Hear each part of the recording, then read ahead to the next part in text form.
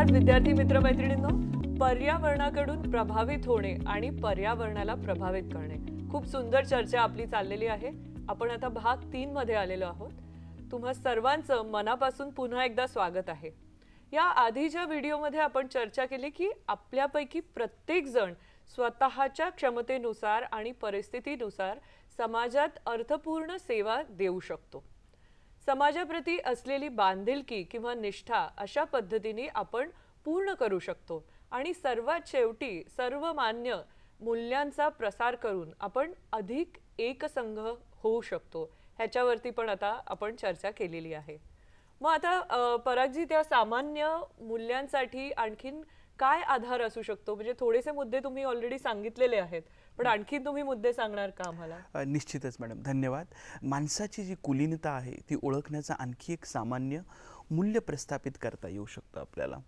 मग आपल्याकडे सार्वत्रिक मानवी मूल्य आहेत, मग आपल्याकडे मानवी हक्कांची सार्वत्रिक जी घोषणा आहे ती देखील आहे आपल्याकडे. खरंच आहे, खरंच आहे, खूप महत्त्वाचं आहे, खूपच छान.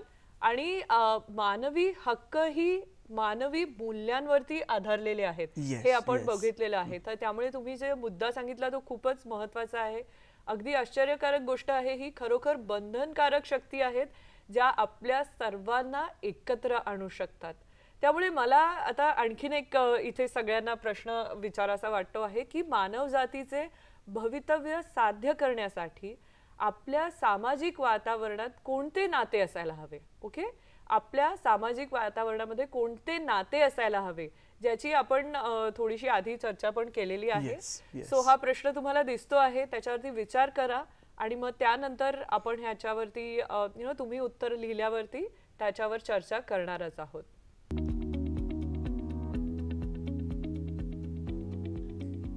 Great, wonderful. विद्यार्थी मित्रमैत्रिणींनो, तुम्ही तुमची उत्तरं लिहिलेली आहेत की वेगवेगळ्या संस्थांची बांधिलकी असलेल्या वेगवेगळ्या लोकांना एकत्र बांधण्यासाठी आपल्याला सर्वत्र मान्य अशा सामान्य मूल्यांची आवश्यकता आहे, असं आपण म्हटलेलं होतं. त्याच्यावरती आपली चर्चा चाललेली आहे. मग तुम्ही सांगितलं की सामान्य मूल्य काही गोष्टींवरती आधारित असायला हवीत.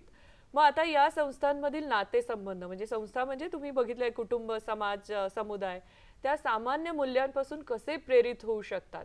या कुटुंबांमध्ये असे संबंध कसे असू शकतात जेणेकरून ते आपल्याला मानव जातीची भवितव्य प्राप्त करण्यास सक्षम करतील? हा एक महत्त्वाचा मुद्दा आहे, कारण त्या मूल्यांशिवाय मानव जातीचे भवितव्य साध्य करणे हे अशक्य आहे. मग आपण चर्चा केलेल्या या सर्व संस्थांमध्ये काय संबंध असावेत, असा छोटासा प्रश्न तुम्हाला विचारला गेलेला होता. परागजी, मी तुम्हाला विचारते, तुम्हाला काय म्हणायचं आहे याच्याबद्दल? वेल मॅडम, प्रथम आपण कुटुंबाचा विचार करूया.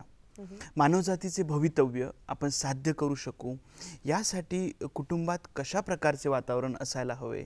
पहिली गोष्ट सर्वात महत्त्वाची म्हणजे कुटुंबातील सदस्यांमध्ये बिनशर्त प्रेम असायला हवे. अनकंडिशनल लव्ह आपण त्याला म्हणतो.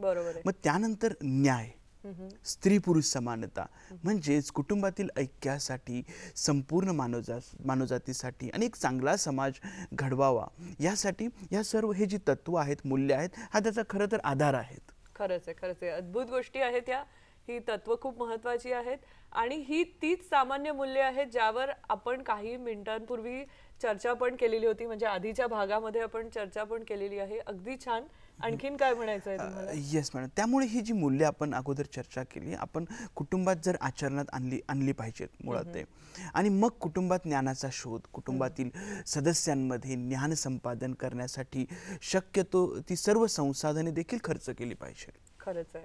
हा थोडासा मुद्दा आपण पहिल्या मॉड्यूलमध्ये पण घेतलेला आहे की शिक्षण हे महत्त्वाचं आहे आणि शिक्षणासाठी प्राधान्य दिलं गेलं पाहिजे. आणि शिक्षण विशेषतः महिलांचे आणि तरुणांचे. वा, वंडरफुल, खूपच छान. कारण हे अत्यंत महत्त्वाचं आहे, कारण त्या निमित्ताने त्यांचं सक्षमीकरण हे नक्कीच घडू शकतं. आणि त्याचसोबत कुटुंबामध्ये सल्लामसलतीची भावना देखील असावी आणि सराव केला जावा, सल्लामसलतीची प्रॅक्टिस केली जावी. हुकुमशाही किंवा निर्णय घेणारा एक माणूस नसावा. तर हा सल्लामसलत असावी. त्यानंतर आपण कितीही लहान किंवा कितीही मोठे असले सदस्य तरीही जे प्रश्न आहेत ते सल्लामसलतीने सोडवले गेले पाहिजे.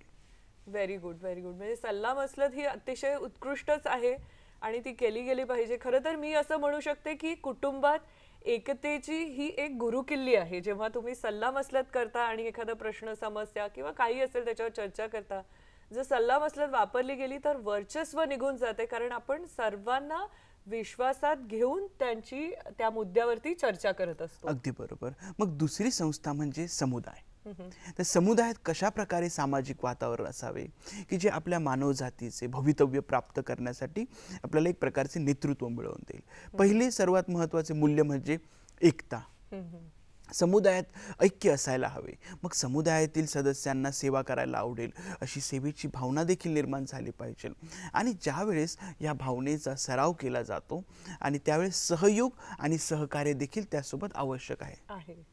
मग त्यासोबत आणखी महत्त्वाची गोष्ट आहे जसं की सर्वसमावेशकता. त्यानंतर विविधता. आपण समुदायातील विविधतेचे स्वागत केले पाहिजे.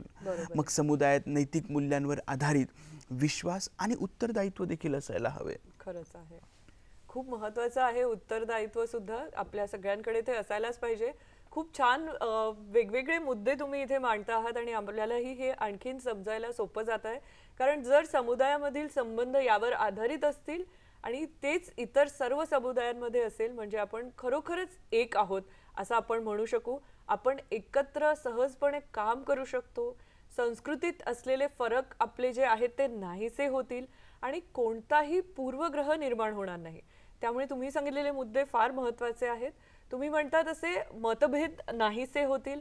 मग आता आपण ह्याच्या पुढे जाऊया. समुदाय आणि कुटुंबाबद्दल आपण बोललो. आता समाजाचं किंवा राष्ट्र ह्याच्याबद्दल तुम्हाला काय म्हणायचं? आणि समाजासाठी आणि जर राष्ट्राचा आपण जर विचार केला तर इथे असे सांगावेसे वाटते की विविधतेत एकता हे मूल्य असू शकते. कसं तर मग सामाजिक न्याय आणि नंतर स्त्री पुरुष समानता हेही तितकेच महत्त्वाचे आहे. म्हणून मला असे वाटते की ही मूल्ये जी आता आपण चर्चा केली तर ते आपल्याला निश्चितपणे मदत करू शकतील. नक्की नक्की. खूपच छान, खूप छान उत्कृष्ट तुम्ही एक्सप्लेनेशन दिलेलं आहे. आपण सामायिक केलेल्या या विचारांचा नक्कीच विद्यार्थ्यांना सुद्धा खूप उपयोग होणार आहे. कदाचित आपण ओळखलेले काही संबंध आधीच अस्तित्वात आहेत किंवा त्यापैकी काही ठराविक प्रमाणात अस्तित्वात असतात, पण काही अस्तित्वातच नाही आहेत ह्याचा पण विचार करणं गरजेचं आहे. म्हणून त्यांच्याकडे लक्ष देण्याची गरज आहे, ती आपण ओळखली पाहिजे.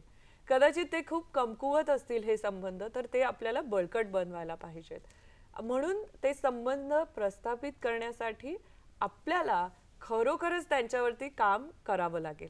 म्हणजे या ज्या वेगवेगळ्या संस्था आपण चर्चा केली त्यांच्यामधले संबंध, जेणेकरून आपण आपली एकता आणि शांततेचं आपलं गौरवशाली जे समान भाग्य आहे ते आपण प्राप्त करू शकू, कारण आपण त्याचाच विचार करत आहोत. मग त्यांच्या खऱ्या आनंदाशी काय संबंध आहे हा आपण विचार केला पाहिजे.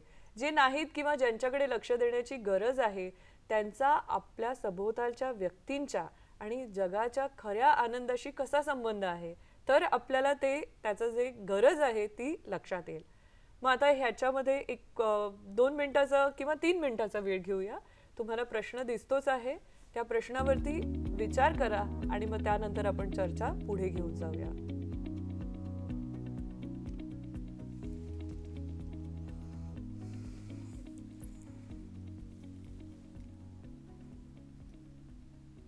छान, तुम्ही उत्तरं लिहिलेलीच असणार आहेत. तर परागजी, मला तुम्हाला असं विचारायचं, या नात्यांचा व्यक्तीच्या आणि त्याच्या सभोवतालच्या जगाच्या खऱ्या आनंदाशी कसा संबंध आहे? वेल, आपण प्रथम कुटुंबापासून सुरुवात करूयात, कारण ते समाजाचे पहिले युनिट आहे, घटक आहे, पहिला घटक आहे. त्यामुळे कौटुंबिक पातळीवरती न्याय आणि सल्लामसलत ज्यावेळेस होते तेव्हा कुटुंबातील प्रत्येक व्यक्तीचे दृष्टिकोन समजून घेतले जात असतात आणि त्यावरती चर्चा देखील होत असते. आणि त्याचबरोबर कुटुंबातील प्रत्येक व्यक्तीचे त्याचे हक्क काय आहे, त्याची जबाबदारी काय आहे यांचा आदर देखील केला जातो. आणि नक्कीच याचा परिणाम काय होतो की कुटुंबामध्ये भरपूर असं आनंद, कुटुंब एक आनंदी कुटुंब होतं. खरंच आहे, खरंच आहे. म्हणजे हेच खरं तर खूप कमी आपल्याला दिसून येतं, खूप कमी वेळा आपल्याला आढळतं, पण ह्याची आवश्यकता आहे. कुटुंबाकडे खूप लक्ष देण्याची आपल्याला आवश्यकता आहे. मग कुटुंबातील न्याय म्हणजे आपण कुटुंबातील प्रत्येक सदस्याच्या अधिकारांचा आणि जबाबदाऱ्यांचा आदर करतो. त्यामुळे मग काय होतं, त्यामुळे मग कुटुंबातील जो एक प्रकारचा हिंसाचार कधीतरी घडू शकतो, भेदभाव होऊ शकतो किंवा कुटुंबातील काही सदस्य इतरांवर वर्चस्व गाजवतात, हा प्रश्नच निर्माण होणार नाही, असं होणारच नाही. आणि खरोखरच मग कौटुंबिक वातावरण खूप आनंदी होईल. आणि मग दुसरं म्हणजे म्हणजे तुम्ही म्हणालात की सल्लामसलत असं तुम्ही म्हणालेलं आहे, जी सर्व समस्यांची गैरसमजाची एक आय वुड से गुरुकिल्ली आहे. गैरसमज कदाचित कुटुंबातील सदस्यांमध्ये नसतील तर खरोखरच न्याय सल्लामसलतीमुळे व्यक्तींच्या आनंदात आणि आपल्या तसं बघायला गेलं तर आपल्या सभोवतालच्या जगाच्या आनंदात वाढ होऊ शकते. त्यामुळे नक्कीच जो प्रश्न आहे त्याचं तुम्ही खूपच सुंदर उत्तर दिलेलं आहे. मग आय एम शुअर की ह्याच्यामध्ये आणखी 2-3 मुद्दे तुम्हाला नक्कीच जोडायला आवडतील पराग सर. निश्चितच मॅडम. मग समाज पातळीवरती सेवा आणि ओके. विश्वास देखील असायला हवा. खरंच आहे, खरंच आहे. आपण ह्याच्यावर खूप चर्चा करतो आहोत. मग म्हणजे आधीच्या भागातही आपण चर्चा केली. या दोघांमुळे आपण एकमेकांची सेवा करणाऱ्या व्यक्तींचा आनंद पुन्हा मिळवू शकतो. ज्यांची आपण सेवा करतो ते सुखी होतच असतात आणि आपणही आनंदी होतो कारण आपण त्यांची सेवा करतो आहोत. आणि मग विश्वास सुद्धा ठेवला जातो आणि विश्वास निर्माण होतो. तर खरंच एकमेकांच्या नात्यांवरती उत्कृष्ट हा परिणाम आपल्याला दिसून येतो. अगदी बरोबर.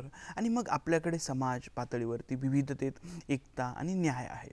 त्यामुळे जात, पंथ किंवा इतर कुठल्याही वेगळ्या जो पार्श्वभूमी आहे त्याचा आपण विचार न करता समाजातील प्रत्येक घटकाचा, प्रत्येक व्यक्तीचा आपण आदर करायला शिकतो. खरंच आहे.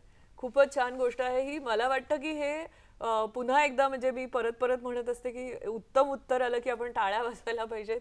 तसं हे प्रशंसनीय हे मुद्दे आहेत की या सर्व चर्चेचा जर आपण आता सारांश बघितला तर आपण नुकतेच वर्णन केलेले हे जे नातेसंबंध आहे, आपलेपणाची भावना, हेतू आणि परिपूर्णतेची भावना वाढवून व्यक्तींच्या आणि आपल्या सभोवतालच्या जगाच्या खऱ्या आनंदास हे सगळ्या ज्या गोष्टी आहेत त्या हातभार लावतात.